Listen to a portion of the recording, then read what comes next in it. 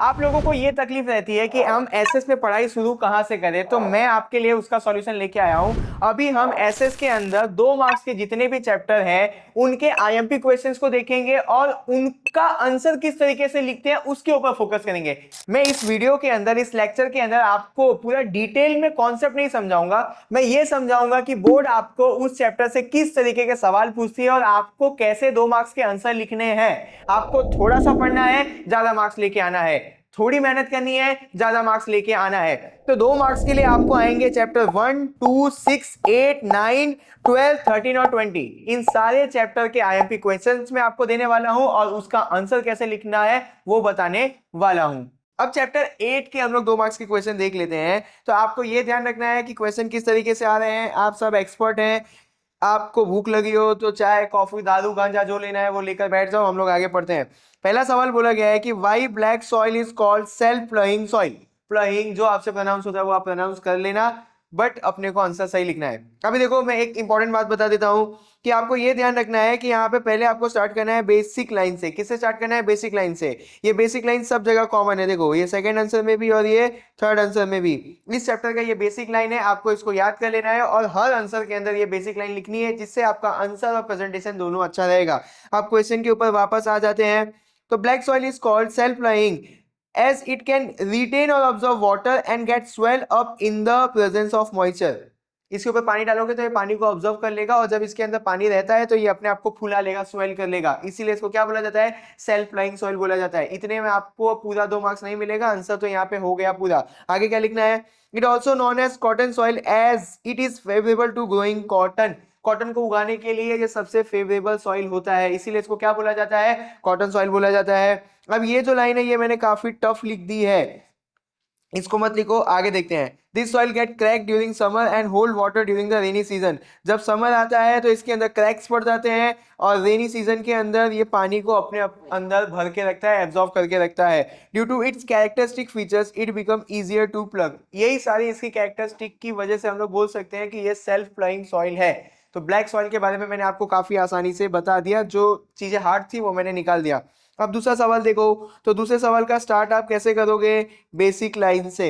सवाल क्या है? What is mean by resource, describe it uses. Resource क्या होता है? यहाँ पे देखो, free thing of nature that man use to satisfy his need using their physical and mental capacity are known as natural resource. कितना hard लग रहा होगा जब आप इसको पढ़ रहे हैं। मैं आपको इसको इजी करके दे देता हूँ। नेचर से जो भी चीज हमको फ्री में मिलती है, इंसान अपनी फिजिकल और मेंटल एबिलिटी से, मतलब अपनी बुद्धि और बल से उस चीज को इस तरीके से बना लेता है कि उससे वो अपनी नीड को सेटिस्फाई करता है। वापस से बोलता हूँ, नेचर से हमको बहुत सारी चीजें फ्री में मिलती है, इंसान अपनी फिजिकल और मेंटल यानी बुद्धि और बल से उसको इस तरीके का बना लेता है कि उससे वो अपनी नीड को सेटिस्फाई करता है। इसी चीज को हम लोग बोलते हैं नेचुरल रिसोर्स, वही यहाँ पे लिखा हुआ है। आगे दूसरा क्वेश्चन में बोला डिस्क्राइब इट्स यूजेस। उसको कैसे बताएंगे? तो यहाँ पे देखो, मैंने टाइटल डाला है यूजेस ऑफ रिसोर्स। आपको इसी तरीके से आंसर लिखना है। All human activity from agriculture to industry directly or indirectly depend upon natural resource। हम लोग कोई भी एक्टिविटी कर रहे हैं, डायरेक्टली इनडायरेक्टली हम लोग किसके ऊपर डिपेंड है? रिसोर्स के ऊपर डिपेंड है। ये मैंने टाइटल डाला जिससे आपका आंसर बड़ा होगा। Following are the uses of resource as a food.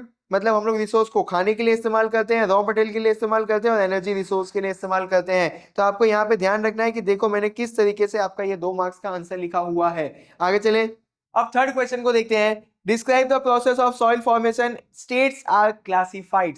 Soil formation बताना है और वो कितने टाइप में क्लासिफाई है वो बताना है। तो upper most layer of the earth crust composed of many smaller particles and minerals, humidity, humus, air is called soil। ध्यान से समझना, अर्थ का जो सबसे ऊपर वाला क्रस्ट है वो बहुत सारी चीजों से मिलकर बना है, जैसे कि smaller particles, minerals, humidity, humus और एयर। ये सारी चीजों की कंपोजिशन से, मिक्सचर से जो चीज बनी है हम लोग उसको क्या बोलेंगे? सॉइल बोलेंगे। आगे कितने पार्ट में उसको क्लासिफाई किया है? तो टोटल 8 पार्ट में उसको क्लासिफाई किया है। ये सारी चीजें आप याद कर लेना, यही आपका आंसर है। इसी तरीके से आपको ऐसे सवालों का आंसर लिखना है, पूरा मार्क्स मिलेगा। आगे चलते हैं। Define the following. देखो इस तरीके से भी चैप्टर 8 से आपको सवाल पूछ लेता है कि कोई भी टॉपिक देगा, बोलेगा उसको डिफाइन करो। अब उसको लिखना कैसे है?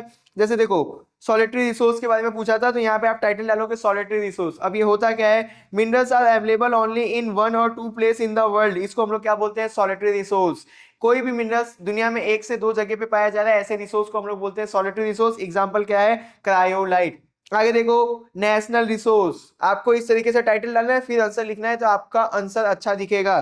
फ्री थिंग्स, ये आपने पढ़ा हुआ है, यहाँ पे आपने ये पढ़ा हुआ था ना, फ्री थिंग्स वाला, ये वही सेम है। नेशनल रिसोर्स, नेचुरल रिसोर्स, यहाँ पे नेचुरल रिसोर्स होगा, नेशनल रिसोर्स नहीं। यहाँ पे ये जो क्वेश्चन होगा यहाँ पे होगा, मैंने गलत लिख दिया है, क्या होगा ये होगा यहाँ पे नेचुरल रिसोर्स, तो आप इसको सही कर लेना। नेचुरल रिसोर्स क्या होता है, इसकी मीनिंग आपने देख ली है, बस आपको ये देखना है कि इस पैटर्न के अंदर आंसर कैसे लिखे। आगे देख लो, आगे लिखा हुआ है सॉइल। अब सॉइल क्या होता है ये भी आपने ऊपर पढ़ लिया है, बट आप देख लो कि आंसर इस पैटर्न में लिखना है। अब यहाँ पे आपको समझना क्या है, कंजर्वेशन ऑफ सॉइल, समझना क्या है, कंजर्वेशन ऑफ सॉइल। तो कंजर्वेशन ऑफ सॉइल क्या होता है वो जान लेते हैं।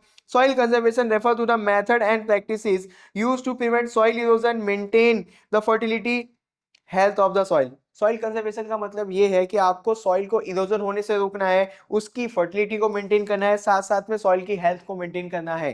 सॉइल कंजर्वेशन का मतलब सॉइल को इरोजन होने से रोकना है, सॉइल की फर्टिलिटी को मेंटेन करना है और सॉइल की हेल्थ का भी ध्यान रखना है। इसी प्रोसेस को हम लोग बोलेंगे सॉइल कंजर्वेशन। तो आपको बोर्ड इस चैप्टर से इस तरीके के भी सवाल पूछती है, आंसर कैसे लिखना है वो मैंने आपको यहाँ पे बता दिया। ध्यान रखो कि आंसर कैसे लिखना है, आपको आता तो सब होगा बट लिखने नहीं आएगा ना तो भी आपके मार्क्स कटेंगे, तो ये सब चीजें ध्यान रख के चलो आगे। अगर हम लोग क्वेश्चन पे ध्यान दे तो क्वेश्चन है describe the type of soil in India.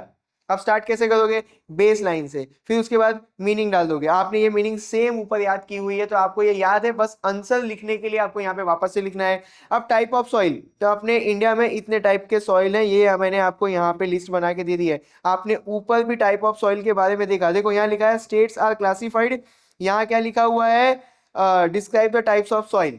एक ही सवाल को दो तरीके से बोर्ड कैसे पूछे उसका भी आपने यहाँ पे एग्जाम्पल देख लिया। आगे देखते हैं, state the remedies for soil conservation and soil erosion. इस क्वेश्चन के अंदर दो सवाल पूछा है, एक आपको बताना है सॉइल कंजर्वेशन के बारे में और एक सॉइल इरोजन के बारे में। अब दो टॉपिक है, ऐसे तो बहुत बड़ा आंसर हो जाएगा, बट मैंने किस तरीके से इसको लिखा है उस पर ध्यान देना। तो मैंने यहाँ पे देखो लिखा हुआ है सॉइल कंजर्वेशन ये टाइटल डाला, फिर मैंने सॉइल इरोजन टाइटल डाला। अब इसके अंदर क्या लिखा है उसको ध्यान देना। Soil conservation refer to the method, ये आपने जो मीनिंग देखी थी ऊपर मैंने वही लिख दिया है। अब सॉइल इरोजन के अंदर देखो, soil erosion is the transportation of soil particle from one place to another place through moving air and water. Soil erosion क्या है वो आपको मैं बता देता हूँ कि सॉइल एक जगह से दूसरे जगह पे जा रहा है, किसकी मदद से, हवा की मदद से या पानी की मदद से, इसी प्रोसेस को हम लोग बोलते हैं soil erosion. Soil erosion is a serious environmental issue that effect the agriculture and ecosystem. ये बहुत एक हार्मफुल प्रोसेस है जिसकी वजह से एग्रीकल्चर और इकोसिस्टम के अंदर तकलीफ आती है। तो आपको यहाँ पे दो सवाल पूछ लिया था एक ही क्वेश्चन के अंदर, तो उसको 2 मार्क्स में कैसे लिखना है ये भी मैंने आपको क्लैरिफाई करके दे दिया। इसी तरीके से आप आंसर लिखो तो आपका टाइम बचेगा और आपके मार्क्स भी पूरे आएंगे और कम पढ़ना पड़ेगा। आगे देखो, how many types of soil are there in India, which are they. देखो सवाल, कितने टाइप के सॉइल इंडिया में पाए जाते हैं और वो कौन कौन से हैं। स्टार्ट कैसे करोगे, बेस लाइन से, फिर यहाँ पे मीनिंग लिखोगे और कितने टाइप के सॉइल है इंडिया के अंदर वो ये रहे। आपको ये सवाल तीसरी बार पूछा गया है तीसरे तरीके से, ये भी ध्यान रख के चलो, ये भी मैं आपको बताते चलूंगा कि एक सवाल कितने तरीके से बोर्ड आपको पूछ लेती है। अब आ जाओ क्वेश्चन 8 पे, गिव इंफॉर्मेशन अबाउट पीट सॉइल। हमको पीट सॉइल के बारे में बताना है। पहले कैसे लिखोगे, बेस लाइन लिखोगे। अब यहाँ पे देखो, peat soil is form due to biotic element in the humid nature. अब इतना जानो कि पीट सॉइल बनता कैसे है, बायोटिक एलिमेंट्स की वजह से। आगे पढ़ते हैं, during the rainy season this soil is submerged in the water. आप देखना कि बारिश होगी, बारिश हो जाने के बाद बहुत सारी जमीन ऐसी होती है जहां पे पानी सूखता नहीं है, वहां पे पानी भरा रहता है। तो जहां पे पानी भरा रहेगा वहां पे उसके अंदर कीड़े मकोड़े इंसेक्ट्स पैदा होंगे, घास वगैरह उगेगी। तो ये सारे चीजों के मिक्सचर या कंपोजिशन की वजह से जो सॉइल बनता है हम लोग उसको बोलते हैं पीट सॉइल। तो पीट सॉइल कैसे बनता है, बायोटिक एलिमेंट्स के कॉम्बिनेशन से बनता है। अब बायोटिक एलिमेंट क्या क्या है वो मैंने आपको बता दिया, इंसेक्ट, घास फूस, जो भी उसके अंदर होगा वो सड़ेगा, उसके बाद जो सॉइल की फॉर्मेशन होगी वो कौन सी सॉइल होगी, पीट सॉइल होगी। आगे क्या क्या उग सकता है इसके ऊपर, पैडी उग सकता है। कहाँ कहाँ पाई जाती है ये सॉइल, तो उड़ीसा में, वेस्ट बंगाल में और तमिलनाडु में। तो पीट सॉइल कैसे बनता है, बायोटिक एलिमेंट्स की वजह से। किसके लिए फेवरेबल है, पैडी के लिए। कहाँ कहाँ पे ये सॉइल पाया जाता है, तो उड़ीसा, वेस्ट बंगाल, तमिलनाडु। यहाँ पे आंसर आप देख रहे हो मैंने बहुत छोटा लिखा हुआ है, बट आप ये पर्टिकुलर सारी चीजों को लिखोगे तो भी आपको 2 मार्क्स मिल जाएंगे। याद रखना ये बेस लाइन भी आपको लिखना पड़ेगा, छोटा सा आंसर है, मार्क्स पूरा मिलेगा, याद भी कम करना पड़ेगा, खुश हो जाओ। अब 9 क्वेश्चन देखो, राइट अबाउट एलुवियल सॉइल। आपको लिखना कैसे है, पहले बेस लाइन लिखो। अब इसको याद करने के लिए देखो, इंडिया में 43% जो सॉइल पाया जाता है वो एलुवियल सॉइल है। नॉर्थ प्लेसेस पे पाया जाता है, मतलब इंडिया के नॉर्थ साइड में कौन सा सॉइल पाया जाता है, तो आपको याद रहना चाहिए एलुवियल सॉइल पाया जाता है। न्यूट्रिशन के अंदर रीच है, माइक्रो न्यूट्रिशन के अंदर रीच है, फर्टिलिटी में हाई है। क्या क्या उग सकता है इस सॉइल के ऊपर, wheat, paddy, rice, sugar cane. क्या क्या उग सकता है, व्हीट, पैडी, राइस और शुगर केन। याद रखो इंडिया में 43% जो सॉइल पाया जाता है वो कौन सा सॉइल है, वो है एलुवियल सॉइल। कहाँ पाया जाता है, इंडिया के नॉर्थ साइड में। और कैसा है, न्यूट्रिशन में रीच है, माइक्रो न्यूट्रिशन में रीच है, फर्टिलिटी में हाई है। क्या क्या उगा सकते हो आप, व्हीट, पैडी, राइस और शुगर केन जैसी चीजें इसके ऊपर उगा सकते हो। इस तरीके से आंसर लिखो, आपका पूरा आंसर हो जाएगा। आगे देखो वापस वैसा क्वेश्चन है, डिफाइन द फॉलोइंग। रिसोर्स क्या होता है आपको मालूम है, टाइटल डालो आंसर लिखो। सॉइल क्या होता है आपको मालूम है, टाइटल डालो आंसर लिखो। सॉलिटरी रिसोर्स क्या होता है आपको मालूम है, टाइटल डालो लिखो। इस तरीके के सवाल को आपको इसी तरीके से लिखना होगा तो आपको पूरे मार्क्स मिलेंगे। ये टाइटल्स डालना मत भूलना, इसी से पता चलेगा चेक करने वाले को कि किसका किसका आंसर लिखा हुआ है। आगे देखो, right note on black soil. Black soil के बारे में हमको लिखना है। स्टार्ट कैसे करोगे, बेस लाइन से। वापस से समझते हैं, इंडिया में 15% क्या पाया जाता है, ब्लैक सॉइल। ब्लैक सॉइल का दूसरा नाम है कॉटन सॉइल। क्यों ऐसा, क्योंकि ब्लैक सॉइल के ऊपर इजीली कॉटन उग जाता है, पूरी फेवरेबल कंडीशन है कॉटन को उगाने के लिए ब्लैक सॉइल के ऊपर। आगे देखो ये बनता कैसे है, तो स्प्रेडिंग ऑफ डेक्कन लावा। डेक्कन लावा के फैलने से जो सॉइल बनता है हम लोग उसको काला यानी ब्लैक सॉइल बोलेंगे। डेक्कन लावा के फैलने से जो सॉइल बनता है हम लोग उसको क्या बोलेंगे, ब्लैक सॉइल बोलेंगे। न्यूट्रिशन में रीच है, फर्टिलिटी में हाई है। इस सॉइल के अंदर अगर आप पानी डालोगे तो वो उसको रिटेन करके रखेगा, बट जब सूखेगा तो ड्राई होके क्रैक हो जाएगा। तंबाकू उगा सकते हो, कॉटन उगा सकते हो, ग्राउंड नट उगा सकते हो। हम लोग ने इसके अंदर बहुत ही अच्छा चीज बनाया था कि पहले एक इंसान तंबाकू खाएगा, अपने मुंह को फ्रेश करने के लिए ग्राउंड नट खाएगा, कॉटन से अपना मुंह पोछेगा, अपने घर चला जाएगा। तो ब्लैक सॉइल इंडिया में 15% पाया जाता है। डेक्कन लावा के फैलने से जो सॉइल बनता है हम लोग उसको ब्लैक सॉइल बोलते हैं। न्यूट्रिशन में, फर्टिलिटी में हाई है। पानी डालोगे तो मॉइस्चर को रिटेन करता है, सूख जाएगा तो ड्राई हो जाएगा। आप इसके ऊपर टबैको, कॉटन और ग्राउंडनट जैसी चीजें उगा सकते हो। जो से बोलो जय माता दी, आगे पढ़ते रहो। राइट अबाउट लैटरिंग मतलब लैटराइट सॉइल। आपको किसके बारे में पढ़ना है, लैटराइट सॉइल के बारे में पढ़ना है। स्टार्ट कैसे करोगे, बेस लाइन से स्टार्ट करोगे। उसके बाद देखो ये लैटराइट वर्ड है, ये आया कहाँ से था, लैटिन वर्ड से। इसका मतलब होता है ब्रिक। याद रखो लैटराइट वर्ड आया कहाँ से था, लैटिन वर्ड से आया था। इसका मतलब होता है ब्रिक्स। अब यहाँ पे देखो, जब ये ड्राई होगा तो ये ब्रिक्स जैसा हो जाएगा, जब ये वेट होगा तो ये बटर जैसा हो जाएगा।